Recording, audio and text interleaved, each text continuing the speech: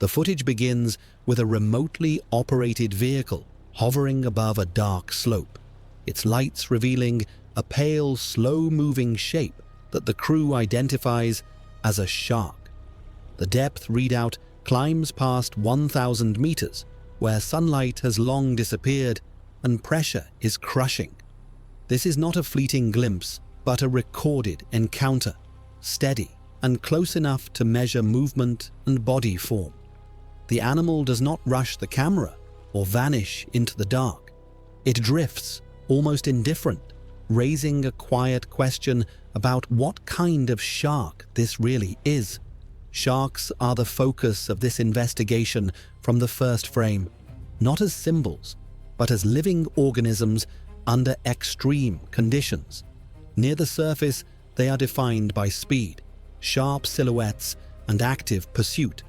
In this environment, those expectations immediately feel misplaced. The shark on the screen moves slowly, its proportions unfamiliar, its behavior restrained. The word shark still applies, but the meaning begins to slip. This raises a precise problem that matters now more than ever. As deep-sea exploration pushes farther down continental slopes and into ocean basins, researchers are encountering sharks that do not fit surface definitions. New surveys and specimen analyses are revealing traits that challenge long-held assumptions.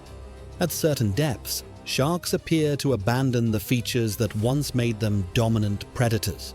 The question becomes unavoidable. At what point do sharks stop being what we think sharks are? The importance of this question is tied to timing. Much of the deep ocean has only recently become accessible through modern submersibles and long-term monitoring equipment.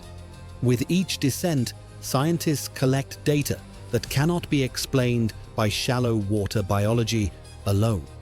These observations suggest that depth does not simply modify sharks, it reshapes them. Understanding where and why this shift happens may change how we define sharks altogether. The deeper the camera descends, the less the animal resembles the idea carried from the surface. Traits once considered essential begin to fade, replaced by forms that prioritize survival over dominance. This does not happen all at once, and it does not happen by accident. Somewhere below the familiar ocean, sharks begin crossing a threshold where their identity no longer holds. What waits beyond that boundary is still only partially understood. Near the surface, sharks operate within conditions that are relatively stable and well studied. Light penetrates the water, temperatures fluctuate within survivable ranges, and oxygen is abundant enough to support constant movement. In this zone, sharks can afford speed, aggression, and frequent feeding. Their biology reflects a world where energy can be spent and regained quickly. This is the version of sharks most people think they understand. The great white shark is an example of this baseline design pushed to its limit. Its partially warm-blooded system allows muscles and organs to stay active even in cold surface waters. This adaptation supports bursts of speed, long-distance migrations, and complex hunting behavior. But maintaining internal heat requires a steady intake of calories. That dependency already hints at a boundary that cannot extend indefinitely downward. Reef-associated species like the tiger shark show a different version of surface success. They rely less on speed and more on versatility, able to consume a wide range of prey. Their metabolism remains high enough to support constant motion and frequent feeding opportunities. Yet this flexibility still assumes an environment where food appears often and unpredictably. Remove that assumption, and the system starts to strain. Pelagic sharks, such as the blue shark, demonstrate how efficient surface hunters can be. Their slender bodies reduce drag, allowing them to patrol enormous areas of open ocean. They are built for endurance, not hovering or waiting. This design works because the surface ocean rewards motion, but the deeper environment punishes wasted movement. All of these sharks share common traits: strong skeletons made of cartilage, large livers for buoyancy, and muscles optimized for continuous swimming. These features define what scientists consider normal shark biology. They are effective in shallow and mid-water zones where light and life still interact. Yet every one of these traits comes with an energy cost that must be paid constantly. As depth increases, those costs stop making sense. Below certain thresholds, chasing prey becomes inefficient, heat cannot be maintained, and movement must be minimized. The familiar shark blueprint begins to fail not because it is flawed, but because the environment changes faster than evolution can easily compensate. And that is where the first cracks in expectation begin to appear. As sharks move deeper into the mesopelagic zone, the first biological deviations begin to appear. Light fades into permanent twilight, and prey becomes scattered and unpredictable. In this environment, speed offers diminishing returns, while endurance without reward becomes dangerous. Sharks here start to trade performance for efficiency. This is where familiar assumptions quietly begin to fail. The blunt-nosed six-gill shark illustrates this shift clearly. Unlike surface sharks, it carries extra gill slits, a trait linked to ancient lineages, but it also reflects slower oxygen processing. Its body is heavier, its movements deliberate rather than explosive. This shark does not chase prey. It waits for opportunity. The change is subtle, but it signals a different survival strategy. Another example is the gulper shark, whose disproportionately large liver fills much of its body cavity. That liver is packed with oils that provide buoyancy and energy storage in an environment where food arrives unpredictably. Its jaws and teeth suggest feeding on soft-bodied prey rather than active hunters. The design prioritizes survival during long gaps between meals. This is no longer a world that rewards constant motion. Scale comparisons become revealing at this depth. Sharks here may be similar in length to surface species, but their muscle mass is reduced and their bones are lighter. Less tissue means lower energy demand, but also lower power. The ocean begins to favor animals that can persist rather than dominate. That trade-off marks a clear break from surface logic. Pressure also begins to exert a measurable influence. At several hundred meters down, water pressure increases enough to affect gas-filled spaces and cellular structures. Sharks respond by minimizing voids and reinforcing tissues. Their bodies become denser, more compact, and less flexible. These changes are not cosmetic. They are structural necessities. The kitefin shark pushes this pattern further by combining slow movement with powerful bite force. It can remove chunks from prey much larger than itself, reducing the need for prolonged pursuit. This adaptation compensates for scarce food while conserving energy. It hints that feeding strategies are being rewritten alongside anatomy. The environment is now shaping behavior as much as form. These sharks are not experimental outliers. They are responses to sustained pressure over time. Their traits suggest that depth alone is not the full story, but duration matters too. Some lineages have had millions of years to adjust to these conditions, and that raises an important question about what happens when sharks do not merely adapt to depth, but originate there.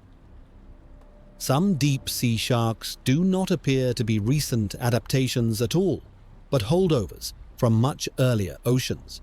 Their anatomy resembles fossil forms, more closely than modern surface species. This suggests not rapid change, but long-term stability in an environment that itself has remained relatively constant. Depth, in this sense, preserves biology rather than transforming it. These sharks feel ancient because in many ways they are. The frilled shark is the most cited example of this pattern. Its elongated body and frilled gill structure mirror shark fossils over 80 million years old.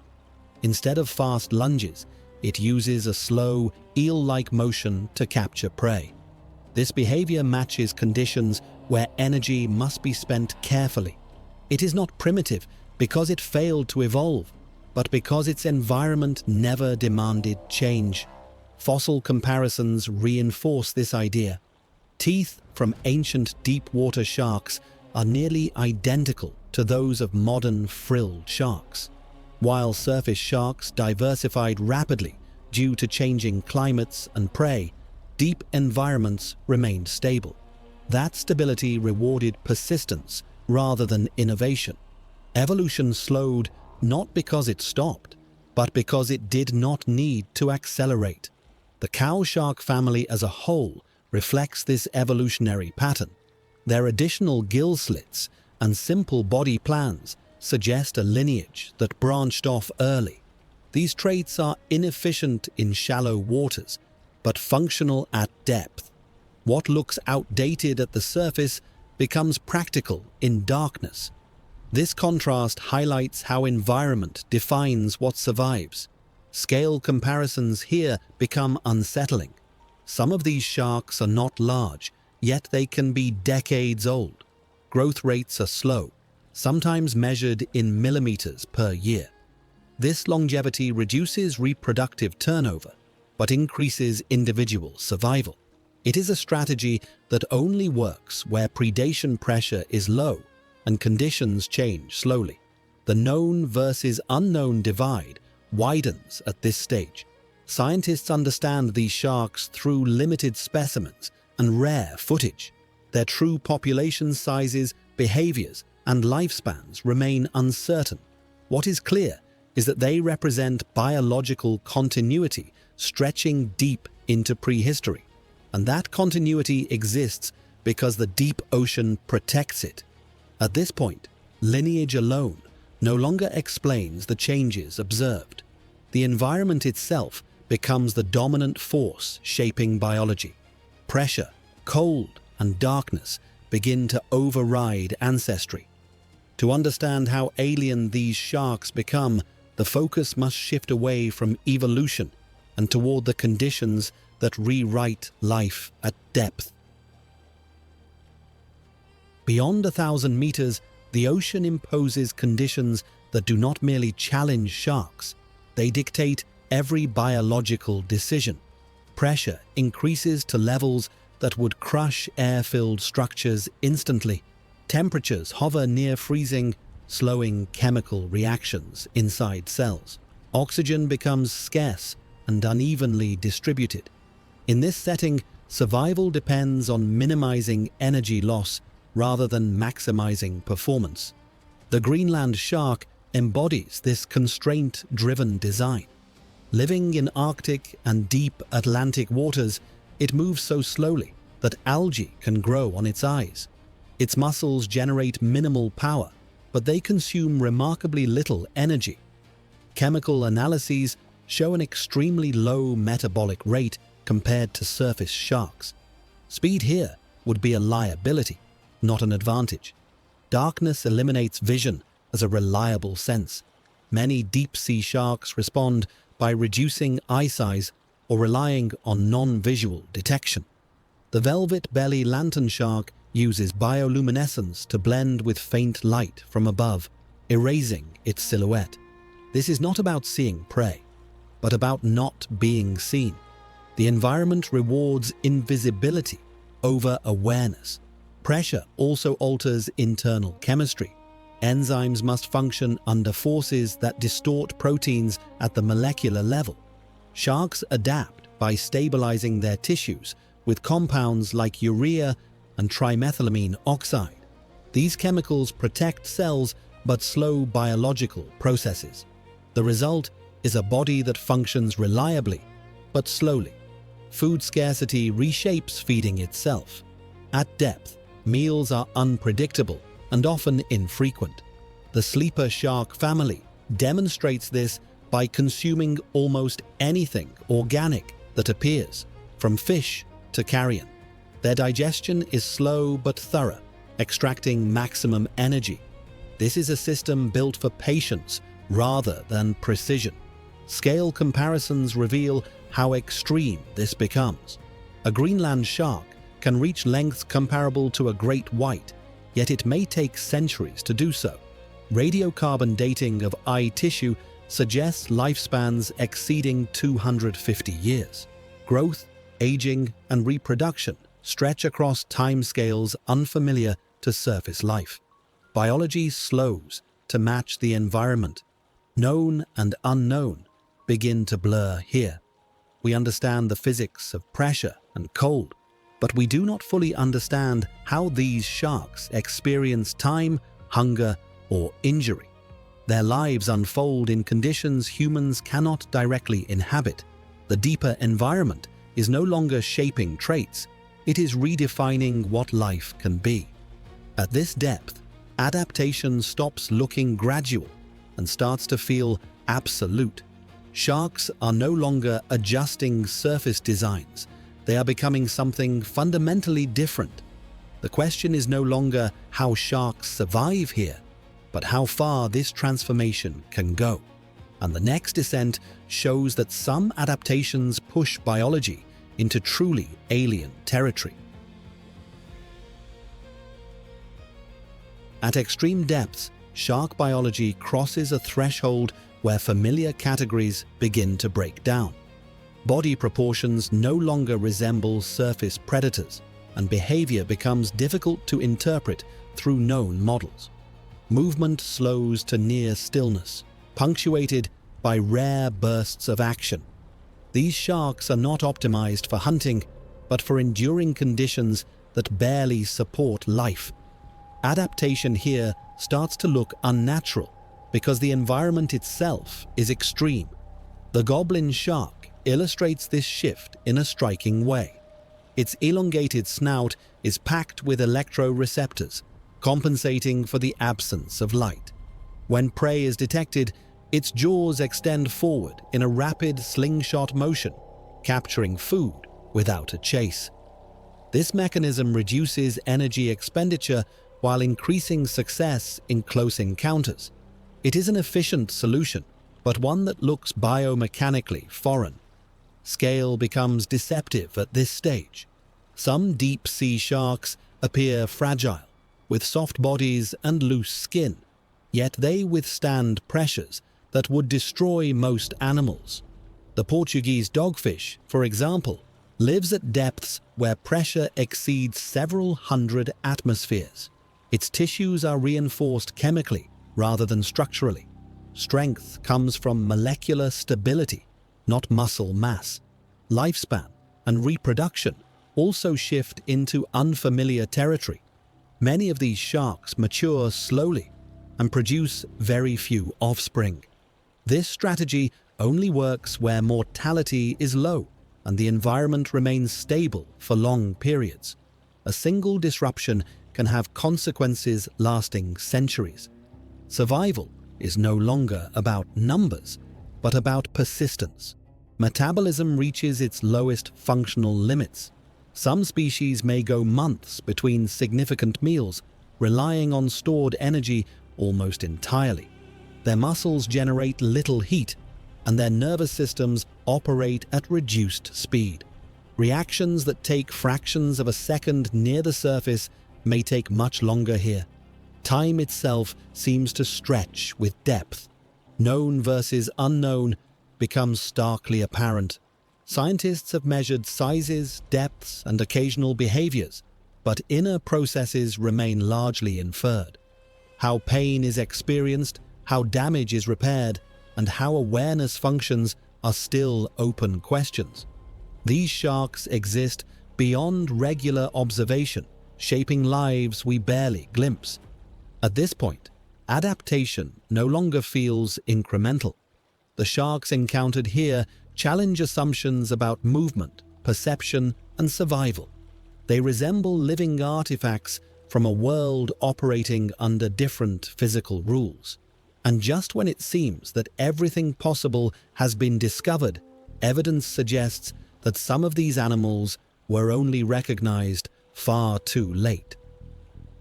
In some cases, science encountered these deep-sea sharks only after technology finally caught up. The megamouth shark was first recorded in 1976, not through careful exploration, but by accident when it became entangled in naval equipment.